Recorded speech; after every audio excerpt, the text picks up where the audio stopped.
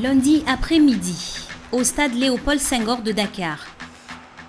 Ces joueurs font partie du club Génération Foot. Ils s'apprêtent à disputer un match décisif pour conquérir la tête du classement du championnat national. Des footballeurs aujourd'hui inconnus du grand public, mais qui demain seront peut-être des stars du ballon rond. Retour, ñu dugal ko intérieur liñ doon def légui. Allez, sur les côtés, au retour, on revient avec. Ça vient. OK, c'est bon, serré. Dynamique. Car Génération Foot n'est pas seulement un club. C'est aussi un centre de formation où l'apprentissage est totalement gratuit. La seule condition pour entrer au centre, faire partie des meilleurs. Parmi les spectateurs, il n'est pas rare que des recruteurs se glissent en tribune, car ces matchs sont aussi l'occasion de repérer les étoiles montantes du football sénégalais. Et depuis quelques années, le président de Génération Foot sait que son club est considéré comme une pépinière de talents. Ah, bien joué. GF est devenu une attraction pour les clubs européens. Et donc, je pense que nous avons de bons joueurs avec tous les joueurs que nous avons formés. C'est pour ça qu'à chaque match CGF, il y a pas mal de recruteurs qui viennent voir nos joueurs. Mais aujourd'hui, comme tous les autres jours, Madi Touré ne vendra pas ses joueurs au plus offrant, car les meilleurs footballeurs qu'il forme partent tous au même endroit, le FC Metz, dans l'est de la France. Les deux clubs sont liés par un accord exclusif depuis 2003. Voici sur quoi repose ce partenariat. Génération Foot, le club sénégalais, repère et forme les jeunes talents. Pour les meilleurs d'entre eux, le FC Metz fait office de porte d'entrée dans le championnat européen. Un partenariat qui a révélé certains grands noms du football mondial, comme Sadio Mané, sacré meilleur joueur de l'année par Liverpool en 2016, mais aussi Ismaïla Sarr, acheté 11 milliards de francs CFA par le FC Rennes en 2017, ou encore Ibrahima Niane, meilleur buteur du Sénégal la saison dernière avant de signer un contrat de 5 ans avec le FC Metz. Les joueurs qui restent au Sénégal se tournent quant à eux vers le championnat local ou se réorientent dans une autre branche professionnelle grâce aux diplômes obtenus. Car l'académie possède sa propre école, entièrement gratuite, au même titre que l'apprentissage sportif. Un encadrement inédit pour la centaine de pensionnaires de Génération Foot et un coût de fonctionnement global de près de 100 millions de francs CFA par mois. Et c'est grâce à son association avec le FC Metz que Génération Foot parvient à financer ce budget, année après année.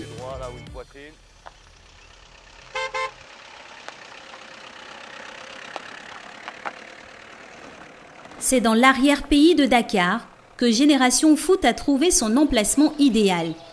Un havre de paix sur les bords du lac Rose à 60 km de la capitale. Pour s'y rendre, il faut emprunter la piste pendant une bonne demi-heure et assister chaque matin au même rituel quand le soleil se lève.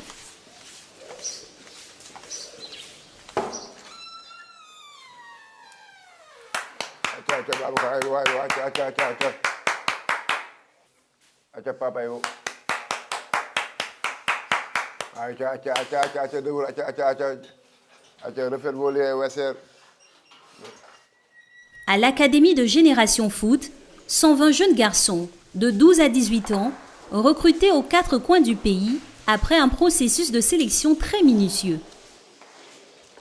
Ils vivent en pension complète et sont totalement pris en charge par l'établissement. Logement, nourriture, fourniture, jusqu'aux paires de chaussures renouvelées chaque année.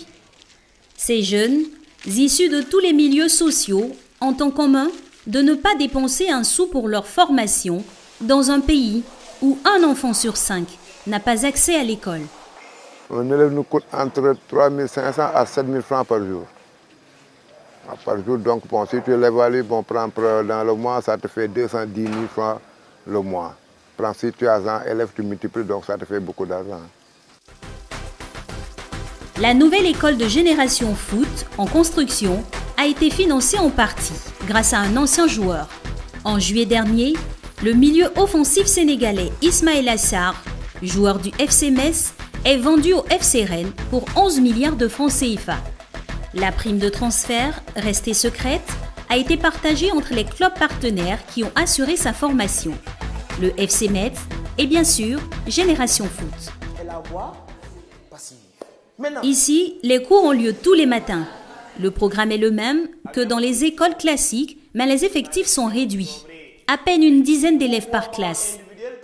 Des conditions d'enseignement privilégiées pour ces jeunes footballeurs qui rêvent pour la plupart d'aller jouer en Espagne, au Real Madrid. C'est dans cette optique qu'ils apprennent l'espagnol. Je pense que c'est important de continuer d'apprendre l'espagnol parce qu'ils sont appelés peut-être à devenir des professionnels.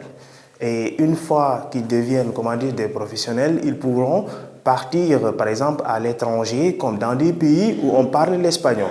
Pour signer par exemple un contrat, donc il faut que l'élève ou bien la personne puisse avoir la base, puisse avoir quelque chose, puisse savoir ce qu'on lui a donné, de quoi s'agit-il exactement, avant de signer ou bien avant de prononcer sur ce qu'on lui a donné. Les 17 professeurs préparent les élèves à leur future carrière, qu'ils atteignent leur rêve de footballeur professionnel ou pas, car la majorité sortira avec le brevet des collèges ou le baccalauréat en poche. Dans 10 ans, je me vois être footballeur professionnel. D'abord FC Metz, parce que c'est notre partenaire. Ensuite, je vais avoir aussi d'autres clubs beaucoup plus grands et je vais progresser aussi. Là-bas, c'est plus développé. Le football, c'est plus développé là-bas, ici en Afrique. On aimerait bien jouer en Afrique aussi, parce que c'est notre continent. Mais là-bas, c'est plus développé et les moyens ne sont pas les mêmes aussi. Avec son école, sa pension et son académie sportive, Génération Foot a créé 70 emplois et dépense chaque mois près de 100 millions de francs CFA en budget de fonctionnement. Une addition réglée par le FC Metz. Au départ, il y a un homme, Madi Touré, ancien footballeur professionnel qui a fait carrière en France dans les années 1980. Il aime raconter qu'on l'a pris pour un fou quand il est venu installer cette école de football au milieu de nulle part. En voyant ça, vous pouvez vous imaginer déjà comment était le terrain avec ces sables de dunes. Dans quelques mois, des nouveaux vestiaires verront le jour dans l'un des rares stades sénégalais qui répondent aux standards internationaux. Rien que pour refaire la tribune de 200 places, la facture a atteint 40 millions de francs CFA. Un petit montant au regard du coût global du projet Génération Foot. Le coût global de l'investissement de ce projet est évalué à peu près à 5 à 6 millions d'euros. Le FC Metz a financé une grande partie du projet. En échange, Génération Foot a signé un accord d'exclusivité avec le club. Génération Foot n'envoie ses joueurs professionnels qu'à Metz et renonce à l'indemnité qu'elle devrait percevoir à chaque transfert vers le club français, près de 200 millions de francs CFA par joueur. Chaque année, Génération Foot envoie 2 à 5 joueurs à Metz et refuse donc les offres des autres clubs. C'est un partenariat gagnant-gagnant parce qu'ils mettent beaucoup d'argent. Comme j'ai toujours dit, nous avons le produit, ils ont l'argent. Le produit, c'est quoi? C'est les joueurs. Que ce soit Ismaïla, que ce soit Ibrahima Niane, qui a été meilleur buteur. On a reçu des propositions de 2 millions d'euros avec un intéressement sur la revente, futur transfert du joueur. Et on a dit non, parce que c'est pour l'FC Metz qui l'a bloqué. Pour garder ces jeunes talents au sein du club et en attendant de les transférer vers Metz, Génération Foot fait signer des contrats à ses 50 meilleurs joueurs. Ils évoluent dans le championnat professionnel sénégalais. Retour à l'entraînement avec l'équipe professionnelle de Génération Foot et Olivier Perrin, salarié du FC Metz. Ce fin technicien du football a été envoyé ici il y a 5 ans pour préparer au mieux les joueurs à la compétition de haut niveau et repérer les pépites qui intégreront le club français. Ouais, claquez bien la passe là, celle-là là. Tu te retournes, tu pars là-bas. Moi je fais un contrôle là. Tourne derrière Omar N'Gala. Ok, je vais le chercher ici. Ça va? Donc en échauffement comme ça, voilà, finition 1 ou 2, tout simple. Quand j'ai fini de faire ça, je vais là. Allez. Les joueurs qui s'entraînent aujourd'hui sont tous nés entre 1994 et 2002. Ils gagnent 75 000 à 300 000 francs par mois selon leur profil. Avant la fin de l'année, certains d'entre eux partiront jouer au FC Metz, porte d'entrée pour d'autres championnats étrangers. À la clé, un salaire multiplié par 10 ou 15 et pour le club Génération Foot, l'assurance de perdurer. Le modèle qu'on a ici aujourd'hui, c'est un modèle qui doit permettre aux tout meilleurs de partir. Les tout meilleurs qui partent permettent de continuer à construire le centre, à faire une école, à améliorer tout ce qu'on fait, Mais aussi, l'argent qui descend permet à tous les petits qui arrivent ici, tous ceux que vous voyez derrière moi, de pouvoir vivre l'aventure, de vivre sa passion. C'est-à-dire que si on a 120 gamins au centre aujourd'hui, c'est parce que d'autres ont été vendus et que l'argent-là nous a permis de détecter, de recruter, mais aussi d'embaucher des gens pour faire vivre une telle structure. Donc quelque part, la réussite d'une personne va ensoleiller la réussite de plein d'autres. Appelle, retourne-toi, regarde le ballon. Des réussites fulgurantes, comme celle de Sadio Mané, qui a intégré le FC Metz en 2012, avant de se faire racheter successivement par de grands clubs européens. Une aubaine pour Génération Foot qui encaisse à chaque fois une prime de solidarité créée par la FIFA pour soutenir les clubs de formation des grands joueurs. Sadio Mané est parti d'ici de rien. Il était vendu de Metz à Salzbourg à 4 millions. Il était vendu de Salzbourg à Southampton à 12 millions, je crois. Il était vendu de Southampton à Liverpool à 45. Donc peut-être demain, il sera vendu à, je sais pas, je dis n'importe quoi, Real Madrid à 70 ou 80. Une prédiction qui a bien failli voir le jour. Car d'après la presse spécialisée, le transfert de l'attaquant de Liverpool était sur le point d'aboutir avant l'annonce du départ de Zinedine Zidane, l'entraîneur du Real Madrid. Pour les jeunes recrues qui viennent de faire leur entrée à Génération Foot, ces illustres prédécesseurs partis jouer à l'étranger font figure de modèles, de parrains. Alors, quand ils en ont l'occasion, les anciens reviennent encourager les plus jeunes, comme Mohamed Kane, sacré champion du Sénégal en 2017. Il signe la même année son premier contrat avec le FC Metz avant d'être prêté au club belge de Tubize. J'ai rentré ici il y a 12 ans, voilà, 12 ans, 15 ans comme ça.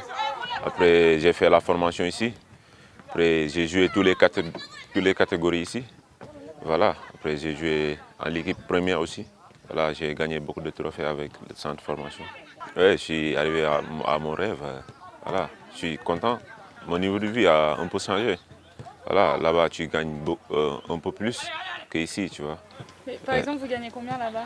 Là-bas, je gagne 400 comme ça, 4000 comme ça, 4000, 5000. Euros? En euros? Oui, en euros, oui. Et ici, vous étiez payé combien? Ici, on était payé, on dirait 500 000 comme ça, francs CFA. C'est pas pareil. Dans quelques jours, l'équipe du Sénégal jouera son premier match lors du mondial de football en Russie.